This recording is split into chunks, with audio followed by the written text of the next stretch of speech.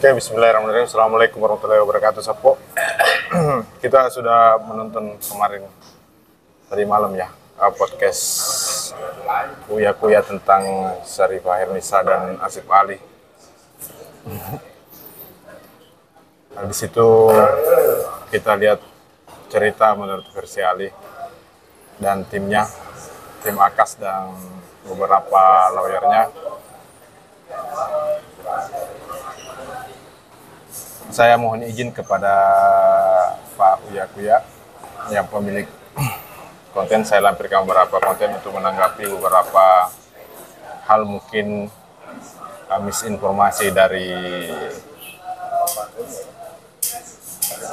lawyer Asif Ali, Pak Martin, yang mengatakan bahwa ada hal yang tidak beradab di sini. Saya lampirkan, nanti ada jawabannya. Salah benar dari kedua belah pihak itu adalah bersifat paralaksi, artinya tergantung dari sudut pandang kita masing-masing. Jadi tidak ada salah yang benar-benar salah dan tidak ada benar yang benar-benar benar. Begitu. Jadi tergantung dari informasi yang kita dapatkan.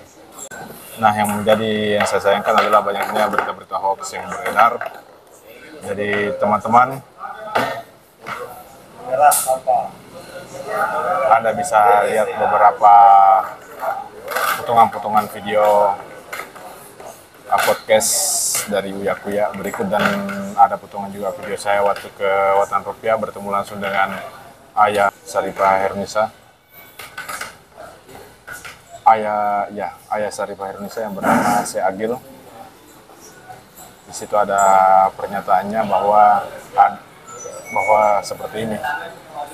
Jadi Sepo, saya melihat ini adalah sesuatu hal yang miskomunikasi antara kedua belah pihak. Tapi saya minta agar penonton semua bisa berimbang informasinya, jangan hanya melihat dari satu sisi saja. Dan setelah menonton podcast Kuya tadi malam, it's well, dan Kuya masih tetap netral, dan tentunya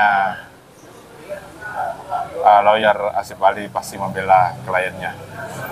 Awal-awalnya saya salut sama Ibu Jennifer tentang dia seorang aktivis perempuan dan menawarkan dia punya agensi untuk melayani ketika ada perempuan yang mengalami kekerasan terhadap perempuan.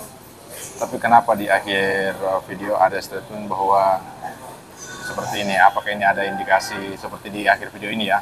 Apakah ada indikasi bahwa ini adalah bully atau bukan? Tapi saya melihat Pak Martin dengan ekspresinya di video itu tidak sepakat dengan apa statement Ibu Jennifer di akhir segmen, dan ekspresi Kuya juga kelihatan tidak respect dengan apa yang disampaikan oleh Ibu Jennifer. Saya minta maaf Bu Jennifer, saya salut dengan statement Anda yang pertama, tapi yang di terakhir itu muncul pertanyaan dari saya untuk teman-teman yang menonton, apakah ini termasuk bully atau bukan? Karena dia sempat menyerang secara individu. Oke Sapo, cukup sekian video kita kali ini, dan silakan lihat sanggahannya berikut. Assalamualaikum warahmatullahi wabarakatuh.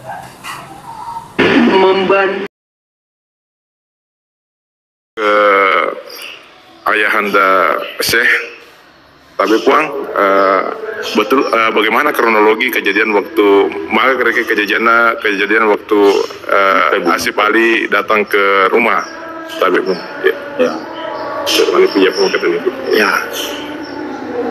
Nah, itu si Ali datang Ali datang ke rumah.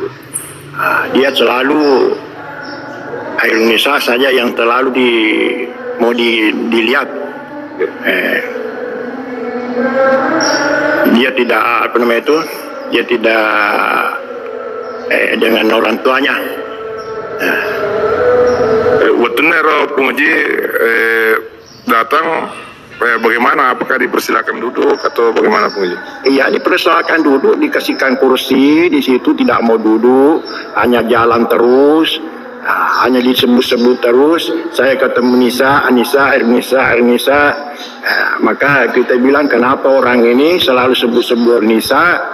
Karena kita tidak tahu juga bahasanya, bahasa apa itu, dia juga tidak tahu bahasa tak. Itu saja Nisa.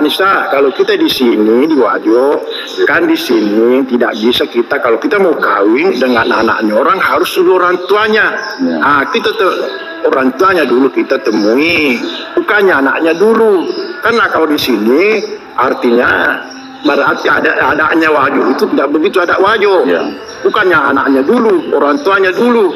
Kalau setuju orang tuanya, setuju juga itu anaknya. Begitu kan di sini. Begitu.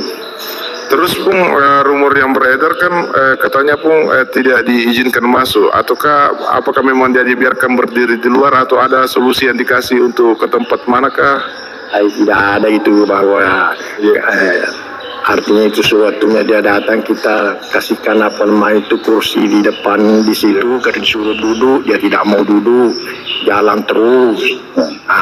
Setelah dia itu begitu dia jalan sudah jam 1 malam dia datang, jalan terus di situ berbicara dengan kepala desa, dengan ada juga pamanku di situ berbicara.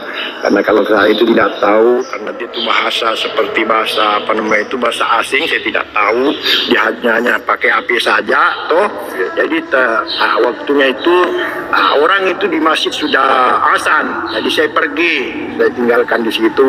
Ada sudah sampai saya masjid, ada dia itu juga di sini. Sholat sudah sholat itu datang lagi semua di sini seperti Polres di sini ada di sini semua.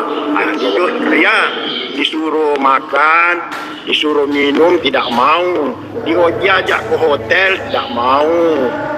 Hanya sebut Nisa.